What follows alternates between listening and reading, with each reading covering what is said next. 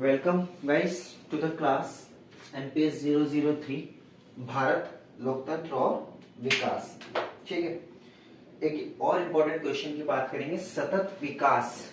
सतत विकास मतलब लगातार विकास, सस्टेनेबल डेवलपमेंट। सस्टेन मतलब क्या होता है? जो हमेशा रहे, लगातार रहे, क्रमबद्ध रहे। मतलब एक लगातार एक विकास की स्थिति को हम सतत विकास कह सकते हैं। ठीक है, पढ़ते एक बार। सतत विकास से आप क्या समझते हैं और सतत विकास के सिद्धांतों का वर्णन कीजिए। ठीक है, सिद्धांत बेसिकली क्या होते हैं? बात की थी ना हमने, प्रिंसिपल्स। प्रिंसिपल्स, जिन प्रिंसिपल्स पे वो थ्योरी या वो फिलॉसफी चलती है। सतत विकास का अर्थ है निरंतर तीव्र विकास, आर्थिक विकास एवं पर्यावरण संरक्षण, जो भविष्य में आने वाली पीढ़ियों का उन्नत जीवन स्तर एवं बेहतर व नियंत्रित पर्यावरण की वर्तमान आवश्यकताएं पूरी कर सके। बेसिकली समझो सतत विकास क्या है। मैंने यहाँ पर एक वर्ड लिखा है, सस्टेनेबल डेवलपमेंट। ठीक है, सस्टेनेबल डेवलपमेंट है क्या? मतलब कि सस्टेन, सस्टेन मतलब होता है कि कांस्टेंट, मतलब एक ही गति से चल रहा है, तीव्र चल रहा है और स्थायी है। स्थायी है मतलब ऐसा नहीं कि डाउन हो जा रहा है या अप हो जा रहा है, स्थायी है, बराबर चल रहा है। सस्टेनेबल डेवलपमेंट क्या? विकास करना है देश को, विकास करेगा। विकास के लिए क्या होगा? इंडस्ट्रीज लगेंगी, मैन्युफैक्चरिंग यूनिट्स लगेंगी। ठीक है, टेक्नोलॉजी का इस्तेमाल होगा। तो आप देखिए जितनी इंडस्ट्रीज लगेगी, मैन्युफैक्चरिंग यूनिट्स लगेंगी, तो उनसे जो निकलने वाला धुआं है या फर्टिलाइजर्स या जो भी है, जितना आप विकास की तरफ आगे बढ़ेंगे उसके साथ साथ आपका पर्यावरण का स्तर भी बढ़ता जा रहा है ना। पर्यावरण भी प्रदूषित होता जा रहा है। तो जैसे जैसे हम विकास की गतिविधियों में विकास की तरफ आगे बढ़ते हैं, पर्यावरण और ज्यादा दूषित होता जाता है। तो सस्टेनेबल डेवलपमेंट, सतत विकास क्या है कि आप बढ़िए, विकास कीजिए, बट पर्यावरण को भी ध्यान में रखिए। तो एक आर्थिक विकास की तरफ जाना, जो ताकि जो पर्यावरण है उसको नुकसान ना हो या जो उसको असर हो कम से कम पर्यावरण पर प्रभाव पड़े। ठीक है, तो पर्यावरण और विकास को साथ लेकर चलना ही आर्थिक विकास है। ठीक है, सतत अथवा स्थायी विकास, स्थायी विकास भी कहते हैं इसे। सतत अथवा स्थायी विकास जिसके अंतर्गत भावी पीढ़ी की आवश्यकताओं को पूरा किया जाता है। भावी पीढ़ी की आवश्यकताओं की पूर्ति की क्षमताओं से समझौता किए बिना वर्तमान पीढ़ी की आवश्यकताओं को पूरा किया जाता है। मतलब क्या हुआ इस लाइन का? मतलब जो आने वाली जनरेशन है, अब ये तो है नहीं कि जो रिसोर्सेज हैं वो लिमिटेड है, कुछ रिसोर्सेज, ठीक है, हम उनका इस्तेमाल करते रहे तो वो रिसोर्स अभी खत्म हो जाएंगे, तो आने वाली फ्यूचर जनरेशन के लिए क्या बचेगा? तो यही, और पर्यावरण हम इस लेवल पर प्रदूषित कर देंगे तो आने वाली जो पीढ़ी है उसके लिए साफ सुथरा क्लीन एनवायरनमेंट कहां से रह जाएगा? तो यही है कि हमारी जो जरूरतें हैं, वर्तमान पीढ़ी की जो जरूरतें हैं, उनको पूरा किया जाए। किसे ध्यान में रखते हुए? भविष्य में आने वाली पीढ़ी को ध्यान में रखते हुए। जो भविष्य की पीढ़ी की आवश्यकताएं है ना, तो जो चीजें हैं, जो रिसोर्स, क्षमताएं क्या है, रिसोर्सेज, जो रिसोर्सेज उनकी आवश्यकताओं को पूरा करेंगे ना, उनसे समझौता किए बिना वर्तमान की आवश्यकताओं को पूरा किया जाता है। तो आप समझे, विकास करना है लेकिन पर्यावरण को भी ध्यान में रखना है और इस तरीके से विकास करना है। रिसोर्सेज का ये नहीं कि बिल्कुल अंधाधुंध इस्तेमाल किए ही जा रहे हैं, रिसोर्सेज को उस तरीके से यूटिलाइज करना है ताकि वो आने वाली फ्यूचर जनरेशन के लिए भी बचे और उनको भी उनका लाभ मिले। ठीक है, अतः तीव्र विकास तथा पर्यावरण सुरक्षा का संतुलन बनाए रखना ही सतत विकास है। ध्यान दीजिए, तीव्र विकास और पर्यावरण सुरक्षा, इन दोनों का संतुलन बनाए रखना ही सतत विकास है। देखिए, एक तो हो गया विकास, क्या विकास तो करते गए, ठीक है, लेकिन पर्यावरण डाउन होता जा रहा है, डाउन होता जा रहा है, दूषित होता है, तो ये सिर्फ विकास है। बट सतत विकास क्या है कि आपने पर्यावरण, विकास आपने बढ़ाया तो पर्यावरण को पीछे नहीं छोड़ा, पर्यावरण को भूले नहीं, पर्यावरण को भी उतना ही ध्यान रखा, उतना ही संरक्षित रखा, ताकि ये दोनों साथ साथ बढ़ रहे हैं, पर्यावरण की क्वालिटी बढ़ रही है। ठीक है, ऐसा नहीं कि बहुत ज्यादा दूषित कर दिया तो क्या है, वो आने वाली जनरेशन को तो कुछ मिलेगा ही नहीं ना उसका फायदा। एक लाइन में समझना हो तो विकास और पर्यावरण को साथ लेकर चलना एक सतत विकास है। वर्तमान में यह एक भूमंडलीय दृष्टिकोण बन गया है। भूमंडलीय मतलब ग्लोबल, पूरी दुनिया का दृष्टिकोण बन गया है ना एनवायरमेंट, क्योंकि हर कोई चाहता है विकास करे, लेकिन अगर एनवायरमेंट डाउन हो जाएगा तो विकास का कोई मतलब रह नहीं जाएगा लॉन्ग टर्म में।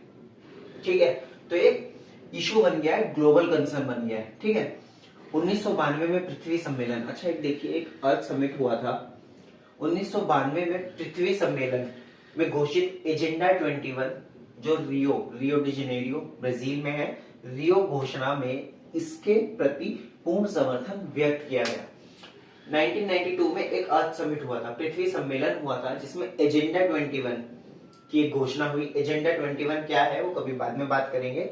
एक आप समझ ले घोषणा पत्र है जिसमें क्या सतत विकास के बारे में बात की गई और इसका पूर्ण समर्थन किया गया सबने। ठीक है, सबने मतलब सारी कंट्रीज जो उसमें पार्टिसिपेट की। सतत विकास एक प्रकार से, अच्छा ये समाज लिखा है, इसको समाज कर लीजिए, इस समाज है। सतत विकास एक प्रकार से समाज, पर्यावरण और अर्थव्यवस्था का संतुलित एकीकरण है। सही बात है ना, समाज, पर्यावरण और अर्थव्यवस्था का एकीकरण ही तो है। इन तीनों को मिलाकर साथ लेकर चलना, संतुलन में लेकर चलना ही तो है सतत विकास। आर्थिक एवं औद्योगिक विकास इस तरह से होने चाहिए, आर्थिक एवं औद्योगिक विकास इस तरह से होने चाहिए जिससे पर्यावरण को कोई भी ऐसी क्षति ना हो जिसकी भरपाई ना की जा सके। ठीक है, संयुक्त राष्ट्र संघ ने SDG 2030 सस्टेनेबल डेवलपमेंट गोल्स 2030 को स्वीकार करके सतत विकास के लक्ष्यों को हासिल करने का निर्णय लिया है। सस्टेनेबल डेवलपमेंट गोल्स मतलब कुछ गोल्स बनाए हैं जो ग्लोबल लेवल पर, वैश्विक स्तर पर 2030 तक बहुत सारी कंट्रीज ने अपने लिए कुछ गोल्स बनाए हैं सस्टेनेबल डेवलपमेंट के लिए, कि हम गरीबी मिटाएंगे, भूखमरी मिटाएंगे, ठीक है, रोजगार के अवसर प्रदान करेंगे। तो ये अलग अलग गोल। अच्छा, सस्टेनेबल डेवलपमेंट में आप सुनिए, पर्यावरण को लेकर साथ चलना, पर डेवलपमेंट में क्या क्या आ गया, अनएम्प्लॉयमेंट को दूर करना, पॉवर्टी को दूर करना, ठीक है, रोजगार के अवसर, बराबर की भागीदारी, बहुत सारी चीजें हैं इसमें। ठीक है, वो क्या है सस्टेनेबल डेवलपमेंट गोल्स, ये भी हम करेंगे। बट यकीन मानिए जितने भी विकास के तरीके हैं ना, उनको ऐसे लेकर जाना है कि पर्यावरण को नुकसान ना हो। ठीक है, ओके।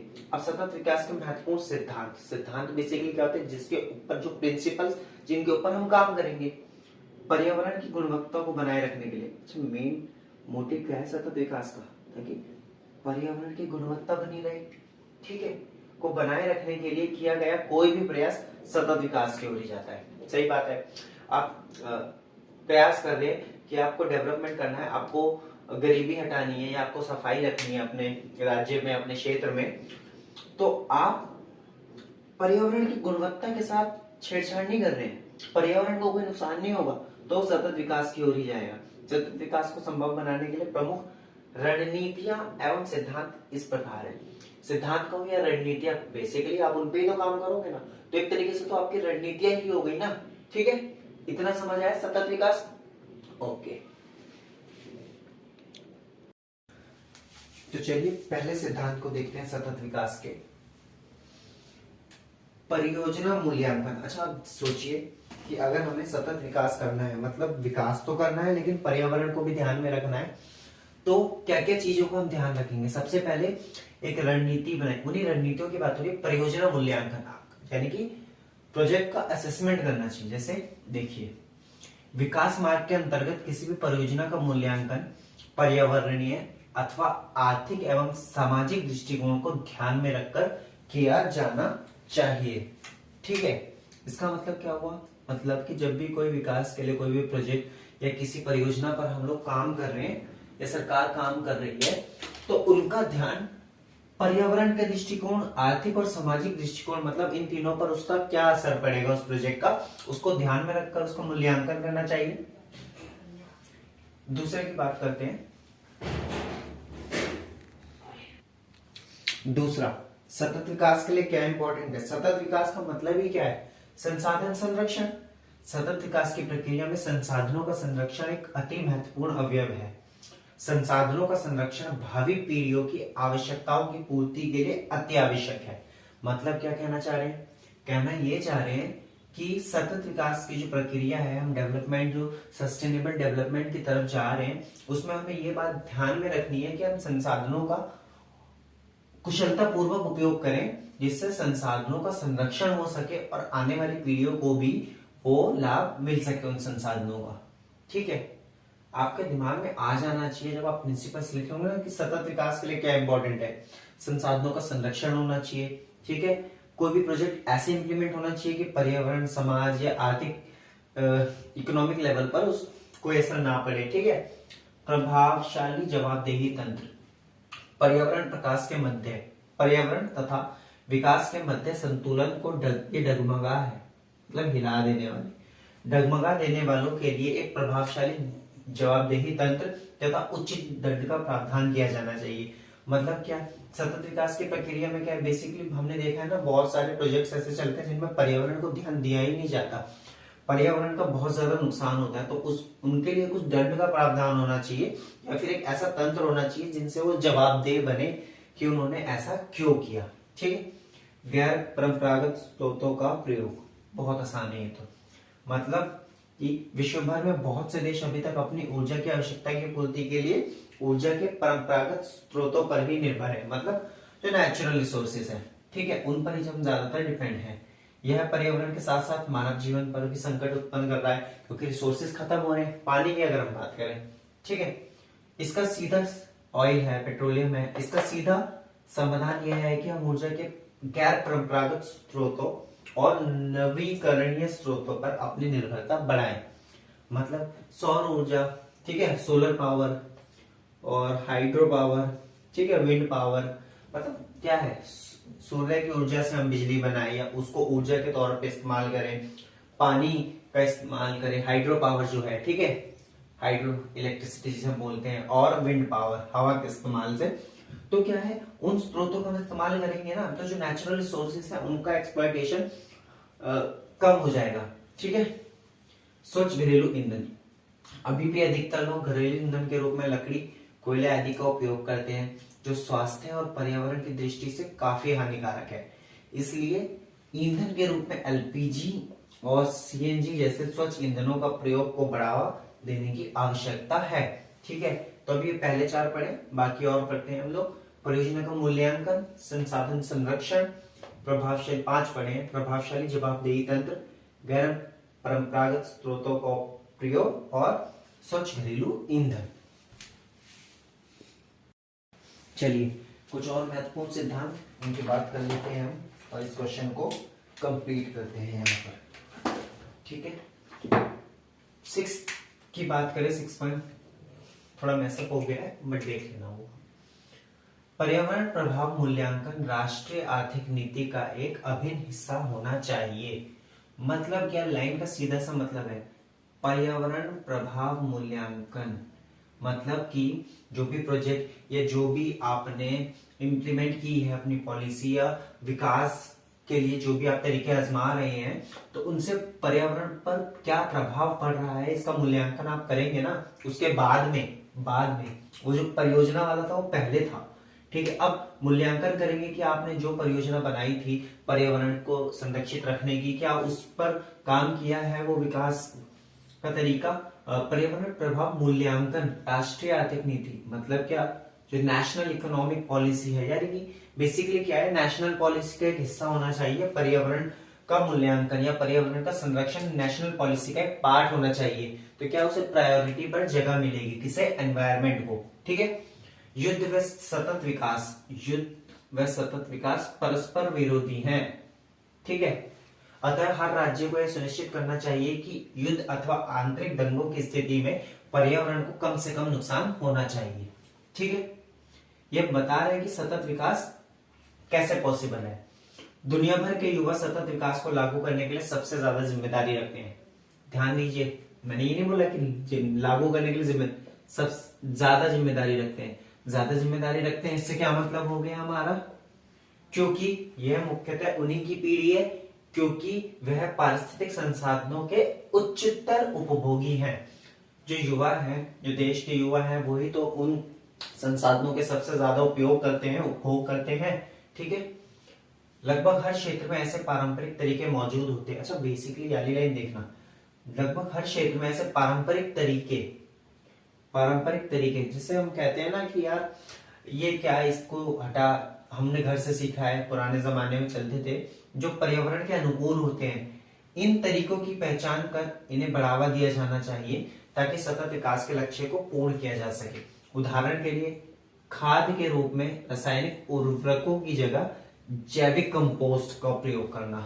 ठीक है, तो मतलब उर्वरकों की जगह जैविक कंपोस्ट, मतलब ये पारंपरिक तरीका है। ठीक है, जैसे पहले होता था। पर्यावरण के हित में काम करने वाली नवीनतम तकनीकों का प्रयोग करना चाहिए। कैसी तकनीकों का प्रयोग करना चाहिए? जो पर्यावरण के हित में काम करें। ठीक है, जैसे पेट्रोल के साथ एथनॉल। ठीक है, पर्यावरण के साथ एथनॉल का प्रयोग गाड़ियों और कारखानों में से वायु प्रदूषण के स्तर को कम किया जा सकता है। ठीक है, जनसंख्या वृद्धि संसाधनों पर दबाव बढ़ाती है। सही बात है ना, जनसंख्या बढ़ती जा रही है, रिसोर्सेज लिमिटेड है, तो पहले जब एक रिसोर्स को 10 लोग यूज कर रहे थे, जनसंख्या बढ़ी 15 हुई, उसी रिसोर्स को 15 लोग यूज करेंगे तो संसाधनों पर दबाव तो बढ़ रहा है, जिससे सतत विकास पर नकारात्मक प्रभाव पड़ता है। इसलिए जनसंख्या वृद्धि पर प्रभावी नियंत्रण होना सतत विकास की आवश्यक शर्त है। ठीक है, डन।